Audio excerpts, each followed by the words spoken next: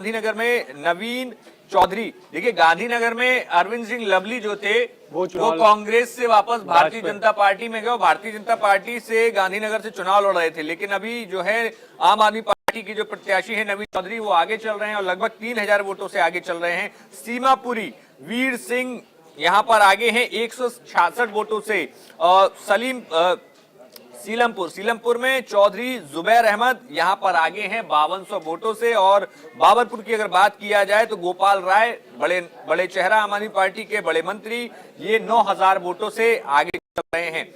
हम मुस्लिम वोटर्स की बात कर रहे हैं, इसमें वो तमाम सीटें हैं, चाहे फिर वो चांदनी चौक हो, सदर बाजार हो, मटिया महल हो। यहाँ पर आप देखिए बाबरपुर है, सीलमपुर है, और यहाँ इसके अलावा ये वो तमाम सीटें हैं जहाँ पर मुस्लिम वोटर्स काफी माने जाते हैं, आबादी है और निर्णायक भूमिका में है, और यहाँ पर आम आदमी पार्टी आगे है। देखिए, अब ये जब आंकड़ा आएगा उसमें साफ हो पाएगा, क्योंकि देखिए मुस्लिम्स वोटर पे जो आम आदमी पार्टी के, हमने जो पिछला जितना भी चुनाव देखा, जो दिल्ली का इक्वेशन देखा, दिल्ली के मुस्लिम्स मतदाताओं का मिजाज देखा, वो आम आदमी पार्टी को है। लेकिन इस बार चूंकि ये जो चुनाव था, ये कांग्रेस भी अपनी पूरी ताकत से, अगर पूरी ताकत ना बोले तो कम से कम 50% ताकत से लड़ रही थी, जिसमें कि चुनाव के ऐन मौके पर शुरुआत में तो उपापोह की स्थिति बनी हुई थी कांग्रेस में। लेकिन बाद में हम देखते हैं जिस तरह से राहुल चुनावी मैदान में आते हैं, प्रियंका गांधी लगातार रैली करती हैं, तो उसके बाद से जो कांग्रेस का, जो मुझे लगता है जो कांग्रेस का इस चुनाव में जो रोल रहा है, कांग्रेस ये तो जब आंकड़ा आने के बाद हम वो देख पाएंगे जो कांग्रेस कितना फीसदी वोट लेने में कामयाब रही। तो मुझे लगता है जो पिछला जो चुनाव था, विधानसभा चुनाव था या आप लोकसभा चुनाव को देखें, तो उसमें कांग्रेस को तकरीबन 4% का वोट मिला था। तो कांग्रेस जब ये चुनाव लड़ने इस बार चुनावी मैदान में आई, तो कांग्रेस को ये मकसद था, जीतना उनका मकसद उस तरह से नहीं था जो दिल्ली में जो मृत प्राय जो कांग्रेस हो गई थी, उसको पुनर्जीवित कैसे किया जाए। जो 15 साल पहले, 13 साल पहले शीला दीक्षित के सरकार के टाइम में जो कांग्रेस हुआ करती थी, तो कम से कम 8 से 10% वोट जो कांग्रेस अपना ये करके एक जनाधार को गेन करे, और इसी को लेके ये किया गया था। तो अगर ये 8 से 10% वोट अगर आता है इनके पास, तो ये वोट कौन से होंगे? ये वोट ये होगा आम आदमी पार्टी का, कांग्रेस ने वोट काटा। अब है जो मुस्लिम्स मतदाताओं की अगर हम बात करें, तो मुस्लिम्स जो वोटर, तो यही कंफ्यूजन रहा, जो मुस्लिम्स वोटर कुछ इलाकों में जो मुझे लगता है जहां की कांग्रेस ने अपना प्रेजेंस मजबूती से दिखाने का कोशिश किया, वहां मुस्लिम का जो वोटर्स है, वो वोटर्स आम आदमी पार्टी से कुछ फीसदी छिटक के कांग्रेस की तरफ गया। वहीं बीजेपी का जो मुस्लिम वोटर का है, तो बीजेपी के कुछ ऐसे बीजेपी में चंक्स हैं, पॉकेट्स हैं, कुछ लोग ऐसे हैं जो बीजेपी को, खास करके महिलाएं, तो बीजेपी को के फेवर में वोट कर दिया। मान लीजिए 100 अगर वोटर है, तो 100 में से 10, 15, 5, 7 वोट जो है। एक और अपडेट हम दे देते हैं अपने दर्शकों को कि बड़ी चीज, जो दो बड़ी सीटें थी, जंगपुरा जहां से पूर्व डिप्टी सीएम मनीष सिसोदिया चुनाव लड़ रहे हैं, इसके अलावा कालकाजी से मुख्यमंत्री आतिशी जो है चुनावी मैदान में हैं। तो इन दोनों ही सीट पर जंगपुरा में भारतीय जनता पार्टी के त्रिवेंद्र सिंह जो आगे चल रहे हैं, और यहाँ पर वोट का मार्जिन जो है लगभग 1300 वोट से वो आगे हैं। और इसके अलावा अगर हम कालकाजी को देखें, तो कालकाजी में भारतीय जनता पार्टी के रमेश बिदुड़ी हैं। रमेश बिदुड़ी को अब तक 12,494 वोट मिल चुके हैं, और यहाँ पर 1039 वोट बिदुड़ी आगे हैं। क्या लगता है? देखिए, दिल्ली का जो वोटिंग ये है, तो दिल्ली में एक मतलब बहुत बड़ा ये नहीं होता। दिल्ली में तकरीबन आप ऑन एवरेज देखिए तो 1 से 7 लाख वोटर होता है, वही डिसाइड करते हैं। तो इसमें अगर इस तरह का आप मार्जिन, अभी थोड़ा सा आप देखेंगे, जो आप 10 से 15 मिनट, अभी तक जहां तक खबरें आ रही है, 6 से 7 राउंड की अभी तक काउंटिंग हो गया है। तो अगर 10 राउंड के बाद एक अगर इस तरह से रहता है, तो वो जो गैप है, वो गैप आपको बढ़ने को आपको मिलेगा। तकरीबन 30 राउंड का है, तो वो आपको गैप बढ़ता हुआ दिखेगा। अब ये जो है, सो अब सिर्फ जो काउंटिंग का गेम है, वो सिर्फ नंबर गेम ये है, जो आप कितने मार्जिन से आप जीतते हैं।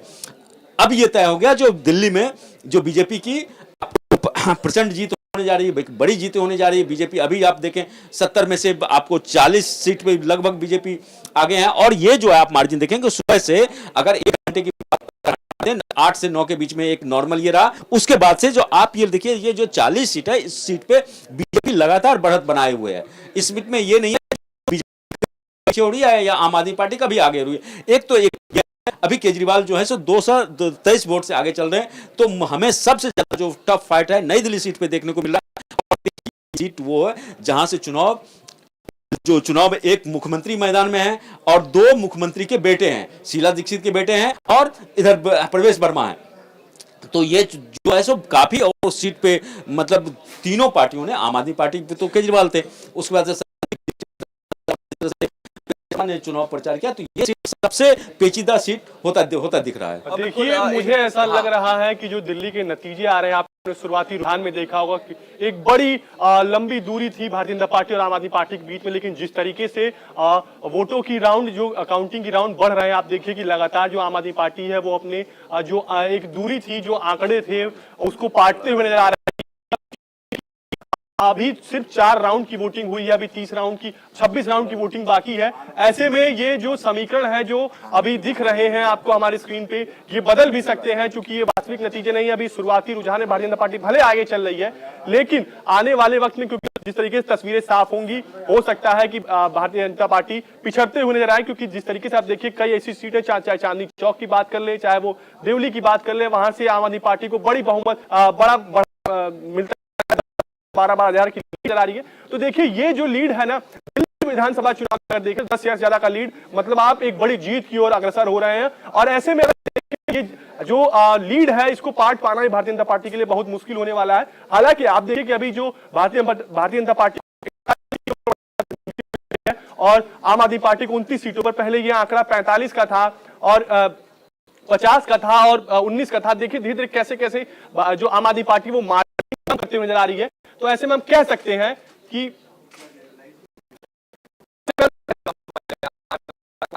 यहाँ पर जो एक और बड़ा अपडेट हम आपको दे रहे हैं कि बिजवासन सीट से यहाँ पर आप सीट पर कैलाश गहलोत जो कि मुख्यमंत्री अरविंद केजरीवाल के बाद आम आदमी पार्टी में एक बड़ा चर्चा थे, कहा जा रहा था। देखिए, मैं थोड़ा सा इंटरेस्ट करूंगा, जो मनीष सिसोदिया फिर से आगे हो गए, और मनीष सिसोदिया का जो अभी मार्जिन चल रहा है तकरीबन 100-125 वोट से वह आगे हुए हैं। 100-125 वोट के आगे की अगर हम बात करें तो यहाँ पर बिजवासन सीट की हम बात कर रहे थे। बिजवासन सीट कैलाश गहलोत वो नेता जो कि अरविंद केजरीवाल के बाद सबसे बड़ा चेहरा था, लेकिन चुनाव के ठीक पहले कैलाश गहलोत जो है आम आदमी पार्टी छोड़ते हैं, तमाम आरोप लगाते हैं और उसके बाद सीधा भारतीय जनता पार्टी में शामिल होते हैं। यहाँ पर बिजवासन सीट से कैलाश गहलोत को टिकट दिया गया था। गहलोत को लेकर एक राजनीतिक गलियारों में भी चर्चा रहती है कि आम आदमी पार्टी का जो फंड मैनेजमेंट था वो कैलाश गहलोत ही संभालते थे। कैलाश गहलोत के बीजेपी में जाने के बाद आम आदमी पार्टी को बड़ा धक्का लगा था और उसका असर चुनावी कैंपेन पर भी आपको नजर आते हुए दिखा। किस तरीके से जो मैनेजमेंट का जो एक पूरी जिम्मेदारी संभालते थे, वो विगत के 2-3 चुनाव में संभालते नजर आए थे, वो इस बार थोड़ा सा मैनेजमेंट को आपने लेकर देखा होगा किस तरीके से लगातार जो मैनेजमेंट को लेकर आम आदमी पार्टी इस पूरे चुनाव में पिछड़ती नजर आई भारतीय जनता पार्टी के बरकत। बिल्कुल, लेकिन कैलाश गहलोत की हम बात कर रहे हैं। कैलाश गहलोत का मैं बता दूं कि कैलाश गहलोत यहाँ पर 3000 वोटों से आगे चल रहे हैं, यानी कि उनका भाजपा में जाना और फिर भारतीय जनता पार्टी के टिकट पर चुनाव लड़ना यहाँ काम आता हुआ दिख रहा है। लेकिन इसके अलावा अगर और बड़े चेहरों की बात की जाए, कपिल मिश्रा करावल नगर से, जी हाँ, कपिल मिश्रा करावल नगर से आगे हैं और वो भी लीड 15,000 की है, 15,504 वोटों से कपिल मिश्रा, जो कि आम आदमी पार्टी पर हमेशा बहुत अच्छे अंदाज में हमलावर होते थे। दिल्ली दंगे के वक्त भी काफी मुख्य भूमिका के तौर पर उनके बयान काफी वायरल हुए थे, उस वक्त भी चर्चाओं में आए थे। ऐसे में कपिल मिश्रा जो है अब यहाँ पर मोहित मैं ये देखिए कपिल मिश्रा का मैं थोड़ा सा आपको यूएसपी बताऊं और करावल नगर सीट का इतिहास बताऊं। देखिए, ये करावल नगर का या दिल्ली का जो है 8वां विधानसभा चुनाव है। 8 इससे पहले जो 7 विधानसभा चुनाव हुए थे करावल नगर में, ये है जो बीजेपी का ये गढ़ है। बीजेपी यहाँ से 6 बार चुनाव जीती है, आम आदमी पार्टी 1 बार चुनाव जीती है। आम आदमी पार्टी 2015 में जब चुनाव यहां से जीती थी तो उस समय में कपिल मिश्रा ही यहां से आम आदमी पार्टी के प्रत्याशी थे और कपिल मिश्रा ने शानदार जीत हासिल की थी। उसके बाद से कपिल मिश्रा है जो आम आदमी पार्टी को छोड़ते हैं, बीजेपी में शामिल होते हैं। बीजेपी इस बार उन पे दौड़ लगाती है और इस बार जो आप देख रहे थे उत्तर पूर्वी दिल्ली में जो जिस तरह के पिछले समय में जो दंगे हुए थे, उस समय में भी कपिल मिश्रा काफी चर्चा में थे। और कपिल मिश्रा का जब आम आदमी पार्टी छोड़ते हैं तो आम आदमी पार्टी काफी वो हमलावर रहते हैं, लगातार वो आम आदमी पार्टी पे हमला करते नजर आए थे। और कपिल मिश्रा के बारे में ये भी मैं बताऊं, जो कपिल मिश्रा की मां जो है वो खुद पहले भी वो बीजेपी में थी और बीजेपी में इनका अच्छा एक था, लेकिन जब केजरीवाल का एक मूवमेंट आता है, जब आम आदमी पार्टी का एक आंधी आता है, तो कपिल मिश्रा आम आदमी पार्टी में शामिल होते हैं। आम आदमी पार्टी में फिर उनकी बन नहीं पाती है तो वो छोड़ के आते हैं। तो कपिल मिश्रा का इस सीट से जितना कोई बड़ा अप्रत्याशित नहीं है। हाँ, ये देखना एक काबिल गौर होगा जो कितने मार्जिन से, 10,000 से या 15,000 से या 20,000 से। 15,000 15,500 से तो कपिल मिश्रा अभी आगे चल रहे हैं। हम अपने दर्शकों को अपडेट दे दें। और बड़ी चीज जो 24-26 की जो टैली चल रही थी, अब जो है इलेक्शन कमीशन की वेबसाइट के मुताबिक भी आम आदमी पार्टी 30 पर पहुंच चुकी है। जी हाँ,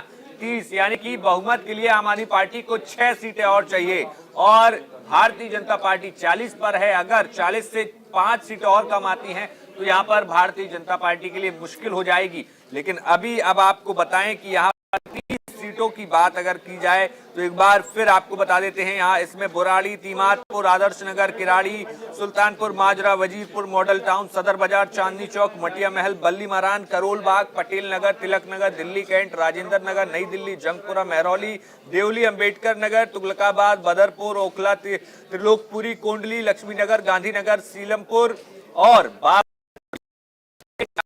आम आदमी पार्टी आगे चल रही है। इन 30 सीटों पर आम आदमी पार्टी यहां पर सबसे आगे है। तो क्या लगता है, क्या फैक्टर रहे, आखिर 30 सीटों पर की टैली जो है कितनी और ऊपर जाएगी या नीचे? देखिए, अब अलग बड़ी रिजल्ट जो है सो एक फाइनल स्टेज में स्टेबल हो गया। अब जो आप देखेंगे तो जो 13 जो आपको ये आए थे एग्जिट पोल्स जो आए थे, जो 11 में बीजेपी की सरकार बनी था, इसलिए भी उसका 2 जरूरी है। आपको एक चीज और बता दूं स्टेबल करने के पंकज जी, कि यहाँ पर लगभग हर एक विधानसभा सीट पर 20 राउंड की वोटिंग, 20 राउंड की काउंटिंग है। किसी पे 16 की है, किसी पे 21 की है। लेकिन अभी तक इलेक्शन कमीशन की वेबसाइट पर सिर्फ 4 राउंड की काउंटिंग ही हुई है, यानी कि अभी तो बहुत बड़ा चंक अभी गिना जाना बाकी है। नहीं, निश्चित रूप से। लेकिन मैं ये कहूंगा जो अब एक चुनाव का जो रिजल्ट है वो एक स्टेबिलिटी के मूड में आ गया तक। और आप ये देखिएगा ये जो 30 से 40 तो नहीं होगा, नहीं 30 और 40 और 30 का है, तो यही हो सकता है जो आम आदमी पार्टी 31 हो जाए। और नहीं सकते क्योंकि आपने सुबह देखा होगा जिस तरीके से भारतीय जनता पार्टी को लंबी बढ़त थी, उसके बाद आम आदमी बैलेट पेपर में उसके बाद आम आदमी पार्टी ने उसे पाटते हुए नजर आई। तो ये देखिए जो लड़ाई है बहुत कांटे की है और कहीं ना कहीं इस बार का जो चुनाव है मुफ्त की रेवड़ी बना हो गया है। तो इस बार जो दिल्ली की जनता है वो और मुफ्त की रेवड़ी के पक्ष में डालते नजर आई। फिलहाल इस तरीके के आंकड़े सामने आ रहे हैं। भारतीय जनता पार्टी भले ही आगे चल रही है, लेकिन अरविंद केजरीवाल की जो यूएसपी रही है, एक तरीके के अगर हम कहें कि भारतीय राजनीति में दौर लाने का जो उन्होंने प्रयास 2013 में वो मुफ्त की रेवड़ियों का एक दौर शुरू हुआ था। उसके बाद भारतीय राजनीति की दिशा और दशा दोनों चेंज हो गई। उसके बाद आपने देखा कि लगातार जिन राज्यों में भारतीय जनता पार्टी की भी सरकार बन रही है उसमें भी इन फ्रीबीज का लगातार जिक्र हो रहा है। तो ऐसे में देखिए भारतीय जनता पार्टी ने जो दिल्ली के चुनाव में भी एक कदम आगे बढ़ते हुए, आम आदमी पार्टी से आगे बढ़ते हुए, जो महिलाओं के लिए जो पेंशन की बात थी वो उससे आम आदमी पार्टी ज्यादा दी, चाहे वो स्वास्थ्य संबंधित बातें हो, चाहे वो ये सारी चीजें आप देखिए किस तरीके से भारतीय जनता पार्टी आम आदमी पार्टी को फ्रीबीज के मामले में पछाड़ते हुए, बढ़त बनाते हुए इस पूरे नजर आ रही है। बिल्कुल, यहाँ आप तस्वीरों में देखेंगे साथ खड़ी नहीं दिख रही। परिणाम पूरे निकलेंगे, स्पष्ट हो जाएगा। लेकिन ये तो है कि आम आदमी पार्टी जो बड़ी बड़ी बातें करके और राजनीति उन्होंने की, केजरीवाल जी ने जो कहा कि भ्रष्टाचार होने नहीं देंगे, हम जो है यहाँ पर एक वैकल्पिक राजनीति ला रहे हैं, हर व्यक्ति का चयन हम करेंगे, किसी पे कोई केस नहीं होना चाहिए, मकान नहीं लूंगा, इसकी जगह शीश महल हो गया, भ्रष्टाचार के आरोप हो गए, शराब घोटाला हो गया, यमुना साफ करेंगे, यमुना और प्रदूषित हो गई, पराली क्यों जला रही है पंजाब सरकार, अब उनकी सरकार वहीं पर है, वहां रोक क्यों नहीं रही। तो जो बड़ी बड़ी बातें की, कूड़े का ढेर जो है हम हटा देंगे, कूड़ा जो है बढ़ चुका है, दिल्ली में इंफ्रास्ट्रक्चर मूलभूत सुविधाएं नहीं मिल रही, स्वास्थ्य की स्थिति खराब है। तो इन सबको देखते हुए जनता कब तक बातों पे जाएगी, जनता देखती। दूसरी तरफ नरेंद्र मोदी जी के नेतृत्व में केंद्र में एक सरकार चल रही है, जो संकल्प पत्र में किया वो निभाया जा रहा है, हमारे राज्य की सरकार वही कर रहे हैं, सेवा भाव से काम हो रहा है। तो ये दो मॉडल है। तो आम आदमी पार्टी का मॉडल सिर्फ बातें करना, काम बिल्कुल नहीं करना, दूसरी तरफ जो वादे कहना, उन वादों को एक संकल्प के रूप में निभाना। एक बड़ा सवाल जो इस टाइम पर आ रहा है वो ये है कि जीत बीजेपी को मिल रही है जैसे ट्रेंड्स दिखा रहे हैं, लेकिन सीएम फेस कौन रहेगा? जो उसका सवाल हमारे यहाँ हर व्यक्ति एक कार्यकर्ता है। नरेंद्र मोदी जी 2014 में जब आए, उन्होंने कहा मैं एक प्रधान सेवक हूं। एक कार्यकर्ता के रूप में सेवा भाव से मुझे देश की सेवा करना है, जो हमने वादे किए उन्हें निभाना है। ऐसे ही हमारे मुख्यमंत्री काम करते हैं। केंद्र सरकार में देखिए जितने हमारे मंत्री, चाहे गृह मंत्री अमित शाह जी हो, बाकी मंत्री हो, सब जो है, जब पार्टी नरेंद्र मोदी जी एक प्रथम कार्यकर्ता के रूप में उनसे निवेदन। तो बिल्कुल आप इन तस्वीरों में आपने देखा कि यहाँ पर किस तरीके से भारतीय जनता पार्टी के जो तमाम नेता हैं, हम बात कर रहे थे दिल्ली के विधानसभा चुनाव की। एक बार फटाफट अपने दर्शकों को थोड़ा डेटा बताते हैं, फिर वापस से मिल्कीपुर चुनाव की तरफ भी चलेंगे कि आखिर क्या वहां पर हो रहा है और कितने वोटों से जो वहां पर चंद्रभानु पासवान है वो आगे हैं। लेकिन अगर आपके भी कोई सवाल है, मैं कमेंट बॉक्स में बताइए, आप किस विधानसभा सीट के बारे में, किस प्रत्याशी के बारे में जानना चाहते हैं। हम आपको तुरंत जो इलेक्शन कमीशन का डेटा है वहां पर क्या कुछ चल रहा है वो हम आपको अपडेट देंगे। आप हमें कमेंट बॉक्स में ये जो लाइव आप देख रहे हैं अपने अपने फोन्स में, उसके जरिए आप हमें कमेंट के जरिए बता सकते हैं। लेकिन हम अगर बात करें खास तौर पर भारतीय जनता पार्टी की उन तमाम सीटों की, देखिए आंकड़ा जो है 40 और 30 पर है अभी।